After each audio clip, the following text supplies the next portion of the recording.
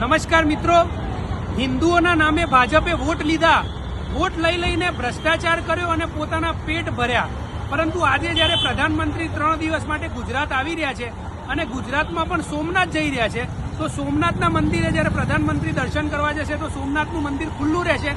પરંતુ જ્યારે અમદાવાદ આવશે તો અમદાવાદના સમગ્ર મંદિરને ઢાંકી દેવામાં આવ્યું. આજે અહીંના લોકોની જે આસ્થા છે એને ભારતીય જનતા પાર્ટીના લોકો આસ્થા નથી ગણતા. આજે અમદાવાદના આખા મંદિરને ઢાંકી દેવામાં આવ્યું. આજે ભગવાનને પણ મતદાર બનાવવાનું કામ આ ભારતીય જનતા પાર્ટીએ કર્યું છે. આજે મારે કહેવું છે, ક્યાં છે વીએચપીના લોકો, ક્યાં છે આરએસએસના લોકો, ક્યાં છે બજરંગ દળના લોકો, જેઓ હિન્દુઓની આસ્થાના નામે વિપક્ષના નેતાઓને ટાર્ગેટ કરે છે, પરંતુ પોતાના જ પાર્ટીના લોકો એક મંદિરને ઢાંકી દે છે, તેમ છતાં કંઈ બોલતા નથી. આજે પ્રધાનમંત્રી આજે પતંગ ઉત્સવમાં આવી રહ્યા છે ત્યારે ત્યાંના સોસાયટીના લોકોને એવું કીધું કે તમારા દરવાજા અને બારી બંધ કરી દો.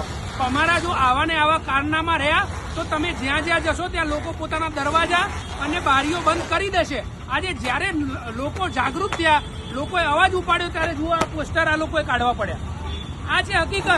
જ્યારે ગુજરાતીઓ અને ગુજરાતના લોકો એકઠા થશે, આવા બધા અન્યાય વિરુદ્ધ અવાજ ઉપાડશે, તો ભારતીય જનતાએ પણ નમવું પડશે. આ એનું સ્પષ્ટ ઉદાહરણ છે. આજે આ પોસ્ટર અહીંયાથી ઉખાડવામાં આવ્યા છે, કેમ કે આ લોકોની આસ્થાને ઠેસ પહોંચાડવાનું કામ ભારતીય જનતા પાર્ટીના લોકોએ કર્યું હતું. અને આસ્થાને ઠેસ પહોંચી ત્યારે વીએચપી, બજરંગ દળ, આરએસએસ કોઈ પણ ના આવ્યું, પરંતુ આમ આદમી પાર્ટીને અન્ય જાગૃત ગુજરાતના લોકોએ અવાજ ઉપાડ્યો અને એના અર્થે આજે પોસ્ટર આ લોકોએ કાઢવા પડ્યા. આ ગુજરાતીઓની જીત છે, આ આમ આદમીની જીત છે. જય જય ગરવી ગુજરાત, જય હિન્દ.